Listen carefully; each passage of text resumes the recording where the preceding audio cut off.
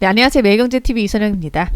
네, 오늘은 이제 카카오와 네이버가 오늘 급락을 좀 보이면서 내일 또 선물 옵션 동시 만기일도 있기는 하지만 시장이 좀 흔들리는 모습도 좀 전개가 됐는데요. 그래서 오늘은 이 금융 플랫폼 규제 이슈와 관련된 부분을 좀 정리해서 얘기를 드려보도록 하겠습니다. 네, 일단은 전일에 금융 당국이 이 온라인 금융 플랫폼의 상품 비교 추천 서비스를 이제 단순한 광고 대행이 아닌 중개 행위로 보면서 이 금융소비자법의 위반 사항이라고 좀 판단을 하고 있고요.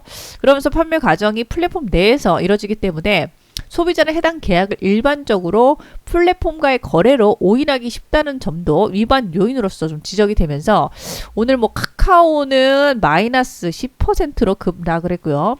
네이버가 8%로 빠지면서 오늘 뭐 이 대형주들이 큰 폭의 하락세를 보이면서 또 불안한 흐름들을 보였다고 볼 수 있을 것 같네요.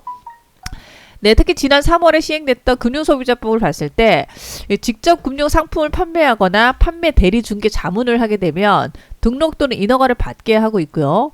그동안에 금융 플랫폼을 제공하는 금융상품 관련한 서비스가 이 금융소비자법상에서 중개 행위에 해당하는지를 놓고 논란이 이어져 왔다라고 부를 수 있겠고, 그러면서 금소법에서 봤을 때 이 금융법령에서는 중개에 대한 정의 규정은 없고 관련 법원이 좀 미미한 상태였다고 볼 수 있겠고요. 그래서 이 금융소비자법에 시행이 되면서 모든 금융상품의 판매와 또 중개대리 자문업자들은 이제 인간의 허가를 좀 받아야 한다라는 규정은 했지만 관련된 금융법들이 함께 정비되지가 않고 있으면서 어떤 영업 행위가 이 금융소비자법상의 중개에 해당하는지에 대해서 관련된 이슈가 좀 지속해서 발생하고 있었다라고 보실 수 있을 것 같습니다.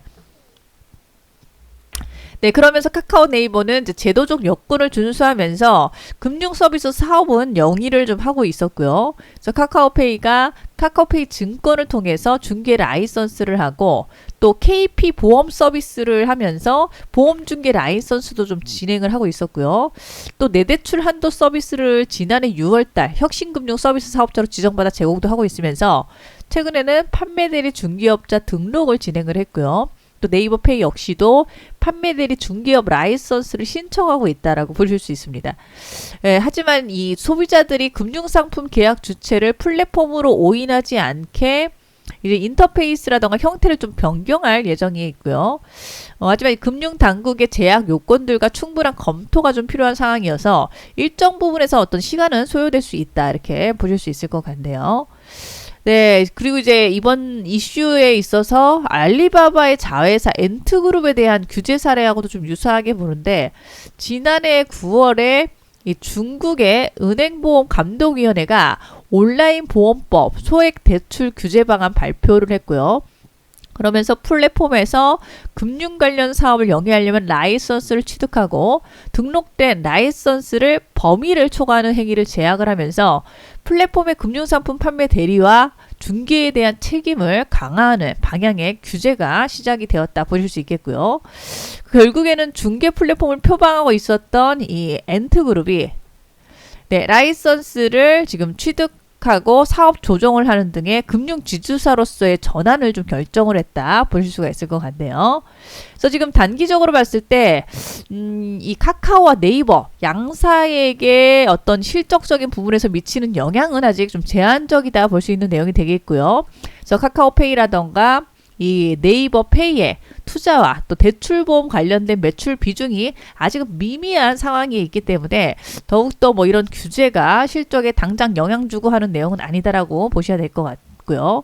하지만 이제 장기적인 관점에서는 관련된 규제 강화라던가 또 어떤 뭐 다른 사업의 영역까지도 확대된다라고 한다면 아무래도 이제 플랫폼 기업들의 주가의 핵심이라고 하는 이런 멀티플 이런 확대에는 좀 부정적 영향을 줄 수 있는 이런 내용이 좀 될 것 같고요. 그래서 지금 당분간에 일단 단기적인 부분에서 정부 규제 관련된 어떤 뉴스가 나오는지에 따라서 주가의 변동성이 좀 나올 수 있는 그런 상황이 되고 있다 보셔야 될 것 같네요. 네, 그래서 일단은 단기적인 내용이 어떻게 나오느냐를 우리가 좀 주시해서 봐야 될 그런 내용이 될 것 같고요. 근데 이제 제가 볼 때는 일단은 이런 규제 내용이 좀 있더라도 카카오와 네이버 자체에 지금 다른 사업들 좀 진행하는 부분들이 있어서 이미 앞으로 또 중장기 관점에서의 성장은 또 기대가 되고 있는 중에 있으니까 이런 또 금융 플랫폼 규제 이런 부분들이 좀 있더라 하더라도 일단 단기적인 주가의 영향력은 좀 받겠지만 중장기적인 주가의 흐름은 또 우상향의 흐름으로서 봐야 되는 게 아닌가 생각을 하고요. 그래서 오히려 좀 빠질 때가 또 저감에서 좋은 또 찬스도 좀 줄 수 있는 게 아닌가. 중장기 관점에서는 그렇게 봐야 되지 않을까 싶네요. 네, 그래서 주가를 보면서 일단은 뭐 간단하게 네이버 카카오에 대한 투자 포인트를 살짝 뭐 얘기를 드린다면 뭐 네이버는 2021년 올해에도 이제 광고 매출이 급증세를 보이면서 매출이 증가할 것으로 기대되는 중이고요. 그리고 이제 검색 부문이라던가 디스플레이 광고 쪽 매출 증가가 좀 나오면서 2분기도 지금 뭐 매출 증가율은 전년 대비 한 30%가 좀 증가하는 고성장세를 보여주고 있고요. 그리고 이제 3분기도 매출 증가율이 뭐 31% 증가율로 예상되고 있고 또 4분기 기준으로도 32%나 매출 증가율이 나올 것이다라는 긍정적인 전망이 되고 있습니다. 네, 그리고 이제 영업이익은 신규 비용 변수가 확인이 되지는 않고 있어서 2분기 3,400억 원에서 3분기, 4분기에는 지금 3분기 3,700억, 뭐 4분기 4,400억까지도 예상되는 중이고요. 그리고 이제 내년도 올해도 올해지만 이제 내년에는 뭐 클라우드라던가 어떤 뭐 웹툰 사업이라던가 또 뭐 핀테크 그리고 이제 제트홀딩스 관련된 글로벌 사업들 그리고 이제 제페토 관련된 이런 부분들에서 앞으로의 또 성장 동력으로서의 기대감이 있다라고 보실 수 있을 것 같네요. 네, 그래서 앞으로 지금 뭐 외형 성장은 뭐 크게 또 앞으로 기대를 해볼 수 있는 점이 있어서 또 네이버 기대해 볼 수 있겠고요. 그리고 이제 카카오 같은 경우는 네, 최근에 또 카카오뱅크가 성공적인 또 상장도 진행도 하고 있으면서 지금 광고 부문과 지금 커머스 사업 쪽도 또 기대가 되고요. 특히 하반기는 이제 비즈보드의 동영상 광고가 또 출시가 된다라고 하고 있어서 이런 광고 사업 부문에 또 기대가 또 되고 있고 또 톡 채널, 이 카카오톡 채널 개편을 통해서 광고주를 좀 더 확대하고 단가 인상 효과 이런 것들도 좀 나올 수가 있어서 긍정적인 또 카카오톡 플랫폼을 통한 광고 사업 부문에서의 성장 기대가 되고 있다 보실 수 있을 것 같고요.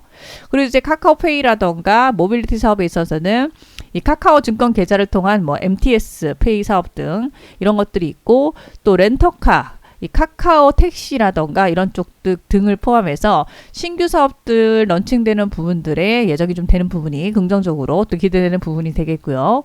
그리고 이제 이 카카오 엔터나 이제 블록체인 관련된 사업들도 앞으로 이제 카카오의 글로벌 사업의 핵심 사업으로서 기대가 되고 있으면서 특히 카카오 웹툰의 글로벌 런칭이 이어나갈 수 있을 걸로 기대가 되고 있고요.